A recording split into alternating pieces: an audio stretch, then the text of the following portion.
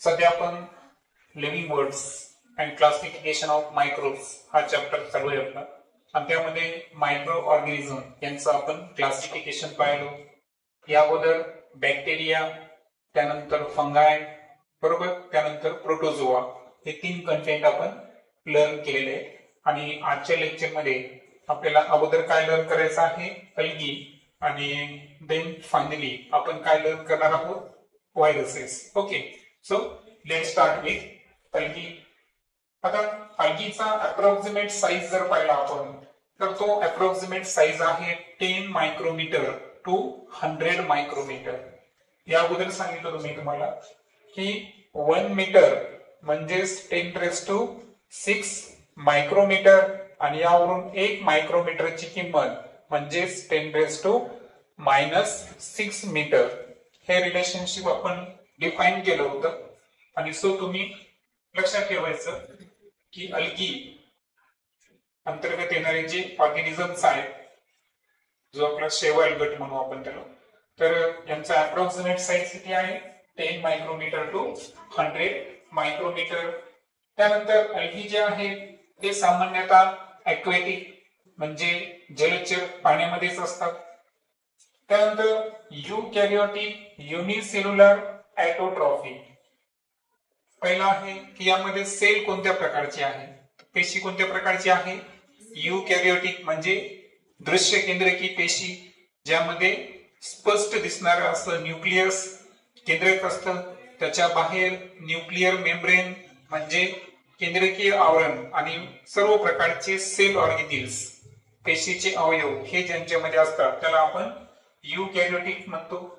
त्यानंतर अल्गी जे आहेत हे एकाच सेल पासून बनत असल्यामुळे हे कोणत्या टाईपचे सजीव आहेत, युनिसेल्युलर, आणि स्वतःचं अन्न स्वतः तयार करतात. कारण त्यांच्या बॉडीमध्ये काय प्रेझेंट आहे, क्लोरोप्लास्ट, आणि क्लोरोप्लास्ट ज्यांच्यामध्ये प्रेझेंट असतो ते सनलाइट आणि कार्बन डायऑक्साईडच्या मदतीनं आणि पाण्याच्या मदतीनं, हे की नाही, काय तयार करतात, स्वतःचं अन्न तयार करतात. त्या प्रोसेसला काय म्हणलो होतो आपण, फोटोसिंथेसिस. आणि हे फोटोसिंथेसिस आपल्याला कोणामध्ये दिसून येईल, अल्गीमध्ये. रिझन काय आहे, कारण त्यांच्यामध्ये काय प्रेझेंट आहे, क्लोरोप्लास्ट प्रेझेंट आहे.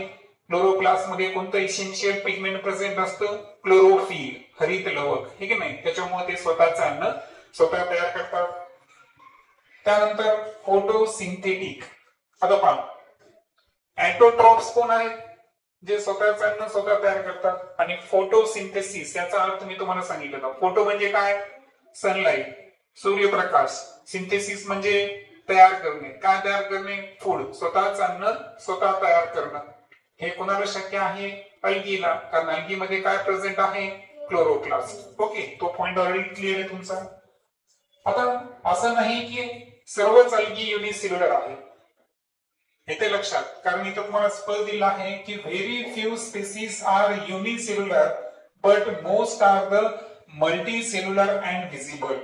म्हणजे अल्गीच्या फार थोड्या प्रजाती आहेत ज्या कशा आहेत, एक पेशी आहेत. म्हणजे यांच्या मॅक्झिमम स्पेसीज या कोणत्या असतात, मल्टीसेल्युलर म्हणजे बहुपेशी आहेत.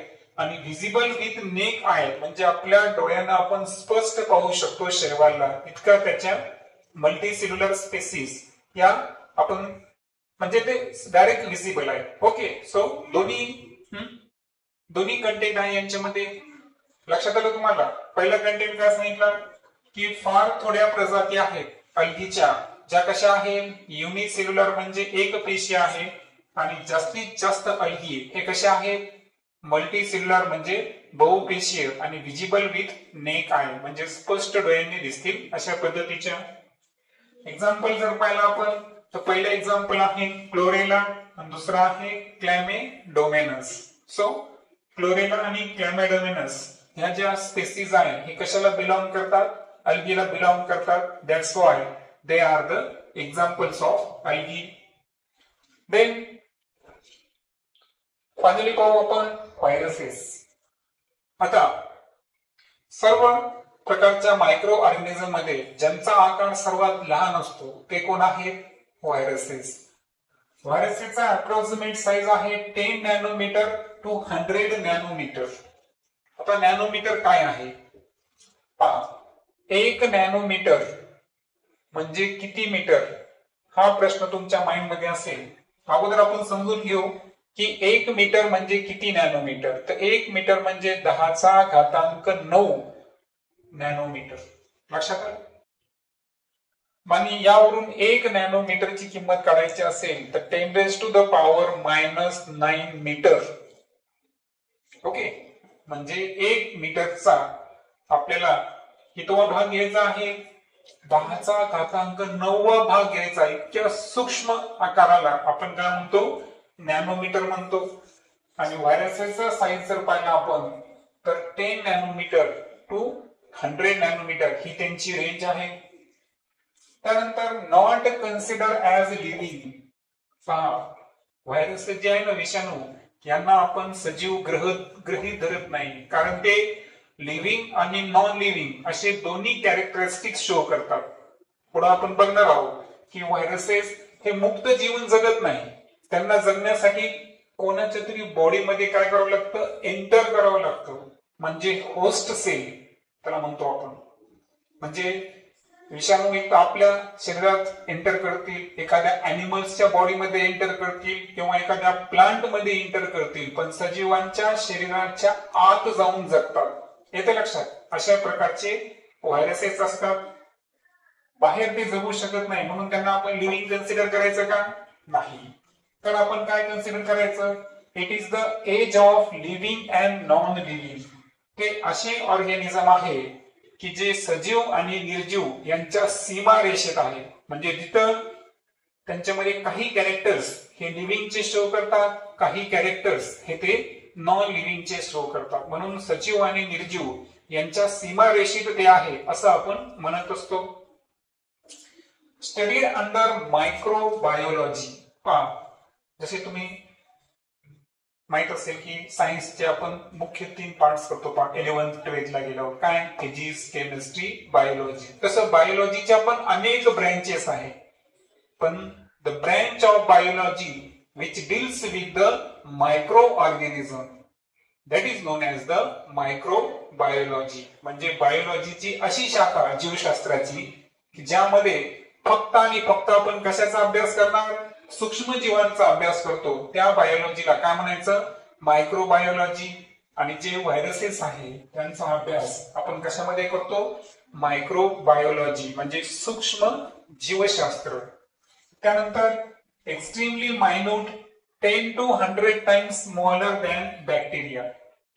आता हे जे व्हायरसेस आहे ना, विषाणू, हे इतके लहान असतात की यांची तुलना जर आपण बॅक्टेरिया सोबत केली तर ते बॅक्टेरियापेक्षा 10 ते 100 पटीनं सुद्धा लहान आहे. म्हणजे याचा अर्थ मी अगोदरच म्हणलो की सर्वात लहान सूक्ष्मजीव तुम्ही कोणाला कन्सिडर करायचं, व्हायरसेसला. कारण आतापर्यंत आपण पाहिलं मायक्रोमीटर, पण आता आपण काय पाहिलो, नॅनोमीटर. है ना. मायक्रोमीटर पेक्षाही लहान एकक हे कोणतं आहे, नॅनोमीटर आहे. आणि नॅनोमीटरमध्ये आहे म्हणून यांना पाहण्यासाठी आपल्याला इलेक्ट्रॉन मायक्रोस्कोपचा वापर करावा लागतो. हे डोळ्यांनी दिसत नाही. कोरोना व्हायरस तुम्हाला माहित असेल, कोविड-19 है की नाही. यामध्ये जो कोरोना व्हायरस होता त्याला आपण पाहू शकतो होतो का, नाही. आपल्याला त्यामुळे आपण प्रिकॉशन घेतलं त्या ठिकाणी, बरोबर. जोपर्यंत नंतर त्याचं व्हॅक्सिनेशन, लसी पण घेतले आपण. तर ओव्हरऑल सांगायचा उद्देश काय आहे की व्हायरसेस इतके एक्स्ट्रीमली मायन्यूट असतात की त्यांना बघायचं असेल तर इलेक्ट्रॉन मायक्रोस्कोप शिवाय आपल्याला पर्याय आहे का, नाही. त्यानंतर found in form of independent particles. की कोणावरही अवलंबून नसणारे एक स्वतंत्र पार्टिकल्स अशा स्वरूपात ते असतात. पण ते लिव्हिंग आहेत का, स्वतःहून जगण्यासाठी कॅपेबल आहे का, नाही. तर त्यांना कोणाच्या तरी बॉडीमध्ये एंटर केल्याशिवाय ते स्वतःच प्रोटीन तयार करू शकत नाही, स्वतःच मल्टिपल कॉपीज म्हणजे अनेक संख्या त्यांची वाढवू शकत नाही. येते लक्षात. त्यानंतर आहे it is a long molecule of DNA and RNA. तर हे जे व्हायरस आहे हा डीएनए किंवा आरएनएचा एक लांब लचक रेणू आहे. डीएनए काय आहे, एक जेनेटिक मटेरियल आहे तो. डीएनए चा लॉंग फॉर्म आहे डीऑक्सी रायबोज न्यूक्लिक ऍसिड. ओके. आणि तसंच आरएनए जे आहे त्याचं पण एक लॉंग फॉर्म आहे, त्याचा आहे रायबोज न्यूक्लिक ऍसिड. तर हे त्यांचे शॉर्ट ॲब्रिव्हिएशन्स आहेत. So DNA stand for deoxyribonucleic acid and RNA stand for ribose nucleic acid. हे त्याची फुल फॉर्म म्हणू आपण. आता डीएनए आरएनएचा एक लांब लचक रेणू ज्याला प्रोटीनचं कोट आहे, कशाचं आवरण आहे, प्रथिनाचं आवरण आहे, त्याला म्हणायचं व्हायरस. अशा पद्धतीची रचना ही व्हायरसेसची आहे. त्यानंतर protein life covered by protein coat. व्हायरसचं एक वैशिष्ट्य आहे की त्याच्यावर प्रथिनांचं काय असतं, आवरण असतं. आवरण लँग्वेज मध्ये काय म्हणतो आपण, कोट, आणि प्रथिनला protein. So protein coat present आहे. Survive only in living. व्हायरसेसला जगायचं असेल तर त्याला कोणत्या ना कोणत्या सजीवांच्या बॉडीमध्ये प्रवेश करावा लागतो. होस्ट है ना, ज्यांच्या समजा माझ्या बॉडीमध्ये व्हायरस एंटर करायले तर मी त्यांच्यासाठी काय झालं, होस्ट. माझी सेल काय झाली, होस्ट सेल झाली. पेशीमध्ये एंटर करतात, स्वतःचे असंख्य कॉपीज तयार करतात आणि आपल्या सेलला काय करतात, नष्ट करतात. येते लक्षात. म्हणजे आपली बॉडी जी आहे ना हे आयडेंटिफाय करू शकत नाही.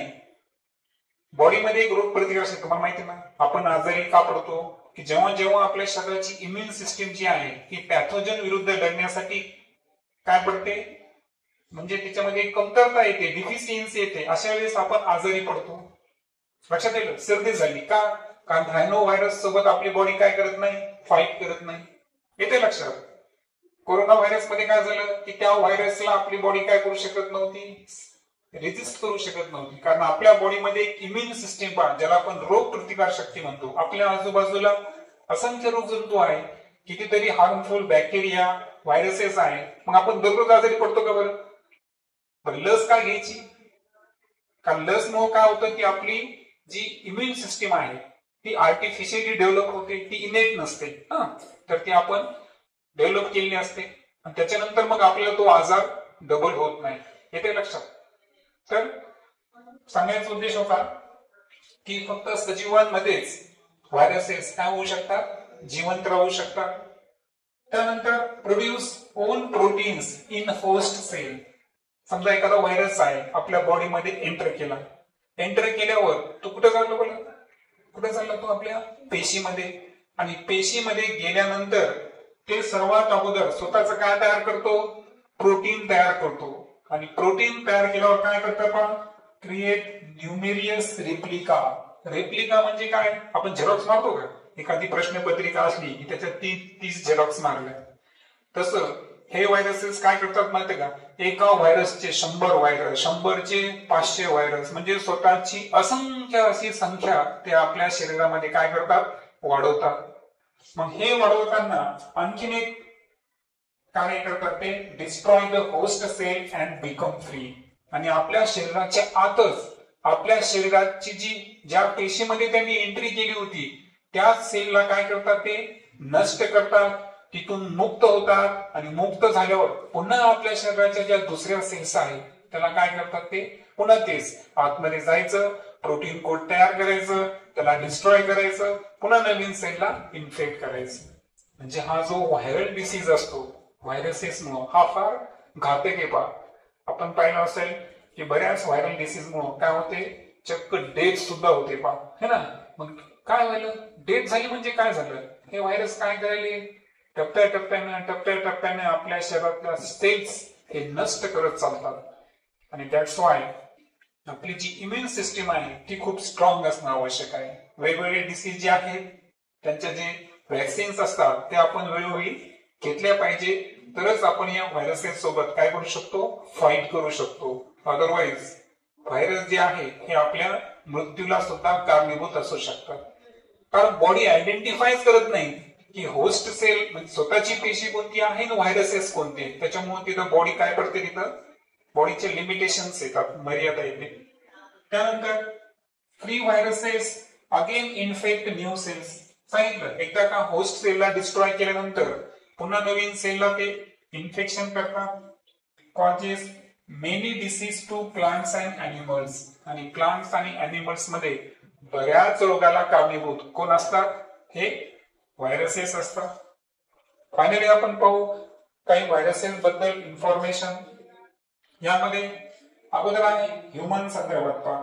आता मानवामध्ये जर पाहिलं आपण तर पोलिओ व्हायरस माहित असेल पहा, की आपण काय करतो, आपल्या गव्हर्नमेंटने एक प्रोजेक्ट चालू आहे की नाही, की 14 वर्षापर्यंतच्या मुलांना काय असते, पोलिओ डोस असतात, बरोबर आहे का? मग हे पोलिओ डोस त्यासाठी की त्यांच्यामध्ये अपंगत्व येऊ नये, कारण पोलिओ व्हायरस जो आहे यानं जर एकदा काय इन्फेक्ट केलं तर लहानपणीच काय निर्माण होतं, अपंगत्व निर्माण होतं. त्याच्यामुळं ते होऊ नये म्हणून पोलिओची आपण लस घेतो. परंतु पोलिओ या डिसीजला कारणीभूत असणारा व्हायरस कोणता आहे? Polio virus. त्यानंतर आहे इन्फ्लुएन्झा व्हायरस. आता इन्फ्लुएन्झा म्हणजे यामध्ये अशा प्रकारची ताप येते की जे आपलं लंग्स म्हणजे आपली फुफ्फुसे, थ्रोट म्हणजे आपला घसा, नोज म्हणजे नाक, तर या म्हणजे महत्वाच्या अवयवांना ते काय करतात, इन्फेक्ट करतात, है की नाही? आणि म्हणून इन्फ्लुएन्झा हा एक घातक आजार आहे, तो इन्फ्लुएन्झा व्हायरसमुळे होतो. त्यानंतर आहे HIV एड्स व्हायरस. आता यामध्ये 2 एब्रिव्हिएशन आहेत पहा.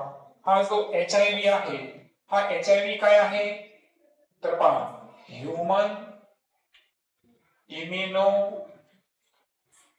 Deficiency virus. म्हणजे या व्हायरस जे आपण HIV म्हणतो, HIV काय फक्त शॉर्टकट आहे, त्याचा लॉंग फॉर्म जर पाहिला आपण तर ह्युमन इम्युनो डिफिशियन्सी व्हायरस. म्हणजे आपली जी रोग प्रतिकार शक्ती आहे त्याला डिफिशियंट म्हणजे त्याला कमकुवत करणारा व्हायरस. कोणता व्हायरस आहे? HIV virus. आणि HIV व्हायरसमुळे जो आजार आपल्याला होतो तो कोणता आहे? एड्स. या एड्सचा सुद्धा लॉंग फॉर्म आहे पहा, acquired immuno deficiency syndrome. येते लक्षात पहा, AIDS acquired immunodeficiency syndrome या नावाचा जो आजार आहे याच्यामध्ये काय व्हायला की आपली जी रोग प्रतिकार शक्ती इतकी वीक होते की आपण साध्या रोगाविरुद्ध सुद्धा आपली बॉडी काय करू शकत नाही, फाईट करू शकत नाही. यामध्ये आपली रोग प्रतिकार शक्ती अतिशय कमकुवत होते, है ना?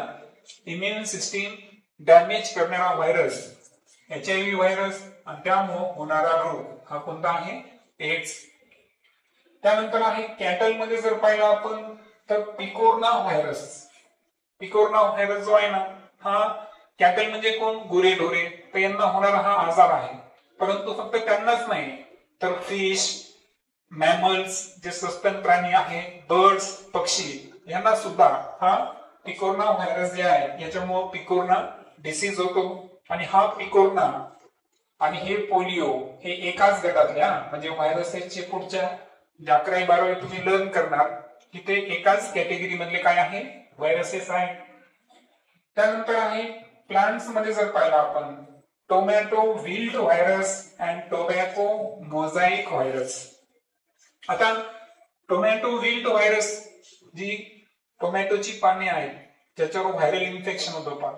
तुम्हाला कदाचित माहित नसेल पण टोमॅटो विल्ट व्हायरस हा वनस्पती मधला जगामधला सर्वात जास्त पसरलेला आणि सर्वात घातक असा रोग आहे. लक्षात आलं का? म्हणजे जसं आपण ह्युमन संदर्भात आज विचारला आपल्याला की सर्वात घातक व्हायरस कोणता, तर आपण काय सांगतो? कोरोना व्हायरस, है ना? कारण आज त्याचे काय नाही अवेलेबल, म्हणजे ते न्यूली डिसीज आहे. वॅक्सिन तर आपण घेतलं पण त्याचं प्रॉपर ट्रीटमेंट जे आहे ते अवेलेबल नाही. परंतु वनस्पतीमध्ये सर्वात जास्त पसरलेला आणि सर्वात घातक जर कोणता रोग असेल तर तो कोणता आहे? टोमॅटो विल्ट व्हायरस जगभर पसरलेला आहे. त्यानंतर आहे TMV म्हणजे टोबॅको मोझाईक व्हायरस. टोबॅको म्हणजे काय? तंबाखू, है ना? तंबाखूचे जे झाड असतं त्याला होणारा तो आजार आहे, तो आहे टोबॅको मोझाईक डिसीज. आणि त्या डिसीजला कारणीभूत असणारा व्हायरस टोबॅको मोझाईक व्हायरस, ज्याला शॉर्ट मध्ये आपण TMV सुद्धा म्हणतो. इंटरनेटवर तुम्ही TMV टाकला की तुम्हाला पूर्ण इन्फॉर्मेशन येऊन जाते. आता तुम्हाला वाटत असेल की टोबॅको मोझॅइक व्हायरस फक्त टोमॅटोलाच इन्फेक्ट करत असेल, पण तसं नाही. त्या व्हायरस जास्त करून टोबॅकोला करतो, पण ते पोटॅटो, त्यानंतर टोमॅटो है ना, तर यांना सुद्धा म्हणजे जे बटाटे आणि आपले काय टमाटे आहेत, तर यांना सुद्धा इन्फेक्ट करणारा व्हायरस हा टोबॅको मोझॅइक व्हायरस आहे. त्यानंतर फायनली पाहू बॅक्टेरिया. आता एक लक्षात घ्या, एक इंटरेस्टिंग गोष्ट सांगतो मी तुम्हाला. आपण काय पाहिलं आतापर्यंत की बॅक्टेरियाचे दोन टाईप आहे, हार्मफुल बॅक्टेरिया आणि युजफुल बॅक्टेरिया. बरोबर. आता हार्मफुल बॅक्टेरियाला आपल्याला काय होतो, वेगवेगळ्या प्रकारचे रोग होतात आपल्याला, बरोबर आहे का.